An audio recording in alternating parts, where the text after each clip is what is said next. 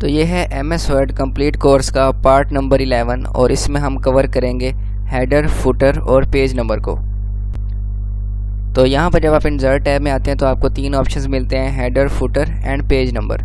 तो सबसे पहले मैं क्या करता हूँ, यहाँ पर मैं इक्वल और रैंड के फॉर्मूला के साथ यहाँ पर कुछ रैंडम टेक्स्ट ले लेता हूँ और उसके बाद हेडर और फुटर में आप जो कुछ भी लिखते हैं वो आपके जितने भी पेज हो MS वर्ड के डॉक्यूमेंट में, फॉर एग्जांपल 30 हैं, 40 हैं या फिर हंड्रेड्स ऑफ पेजेस भी हो सकते हैं, तो उन सब के ऊपर वो चीज़ एज इट इज़ लिखी हुई आ रही होती है। तो हम क्या करते हैं, सबसे पहले हम हेडर के ऊपर क्लिक करते हैं। जैसे ही आप क्लिक करेंगे तो आपको यहाँ पर डिफरेंट किस्म के जो डिज़ाइन हैं वो नज़र आ जाएंगे। तो आप यहाँ से किसी भी डिज़ाइन को यूज़ कर सकते हैं। तो मैं यहाँ पर क्या करता हूँ, मैं फ़र्स्ट वाला ले लेता हूँ। मैंने यहाँ पर फर्स्ट किया और उसके बाद यहाँ पर आप कुछ अपना टेक्स्ट लिख सकते हैं। फॉर एग्ज़ाम्पल मैं ABC लिख देता हूँ।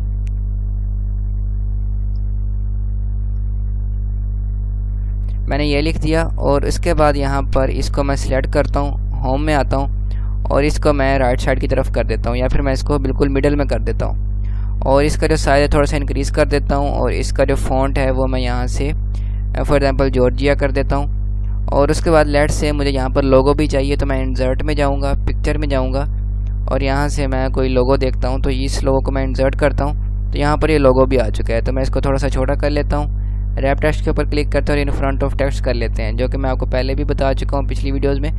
तो यहाँ पर हम इसको मज़ीद थोड़ा सा छोटा कर लेंगे और यहाँ पर हम इसको बिल्कुल यहाँ पर प्लेस कर देंगे। तो इस तरह से हमने इसको प्लेस कर दिया। तो अब ये हेडर में एडजस्ट हो चुका है।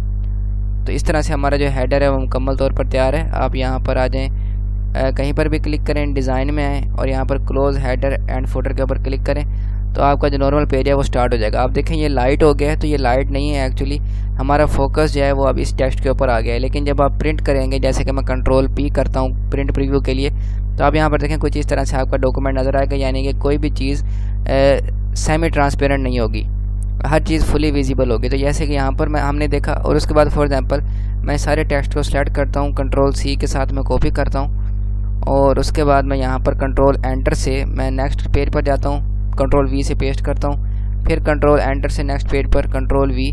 तो आप देखें, आप जितने भी पेजेस एंड तक मूव करते जाएंगे आपका जो ऊपर वाला हेडर है वो वैसे का वैसा ऊपर आता जाएगा।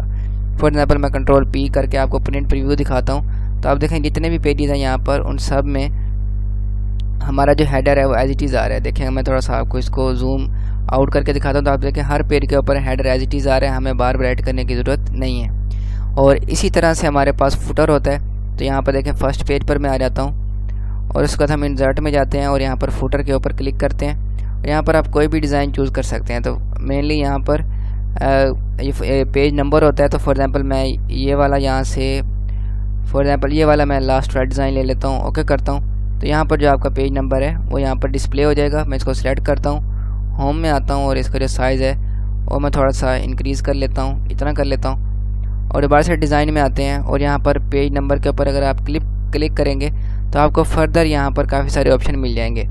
जैसे कि फॉर्मेट पेज नंबर के ऊपर अगर आप क्लिक करेंगे तो यहाँ पर स्टार्ट एट का एक आपको ऑप्शन मिलता है।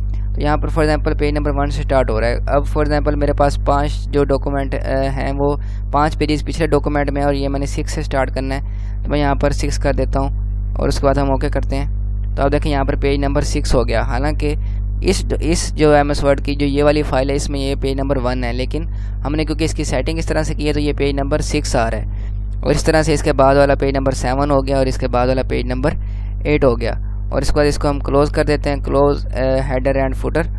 तो इस तरह से आप MS वर्ड में हेडर एंड फुटर का इस्तेमाल कर सकते हैं। और अगर हम Ctrl+P से इसका प्रिंट प्रीव्यू लें तो आप यहाँ पर देख सकते हैं कि हर पेज के ऊपर हेडर भी एज इट इज़ आ रहा है और फुटर भी आ रहा है।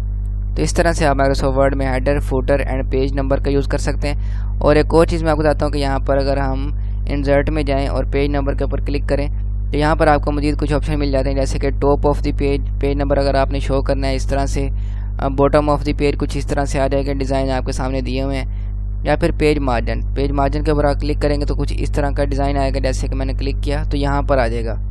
मैं Ctrl+G से अंडू करता हूँ, उसके बाद दोबारा मैं होम में आता हूँ या फिर डिज़ाइन में और क्लोज हेडर फुटर करता हूँ। दोबारा इंसर्ट में आते हैं, पेज नंबर के ऊपर क्लिक करते हैं और करंट पोजीशन के ऊपर भी आप कर सकते हैं। तो इस तरह के भी आप यहाँ पर कुछ स्टाइलिश भी यहाँ पर हैं तो आप इनका भी इस्तेमाल कर सकते हैं। जैसे कि ये वाला है तो इन सब को आप इस्तेमाल कर सकते हैं। तो इस तरह की मज़ीद वीडियोज़ के लिए आप इस चैनल को सब्सक्राइब कर सकते हैं। I will see you in the next video.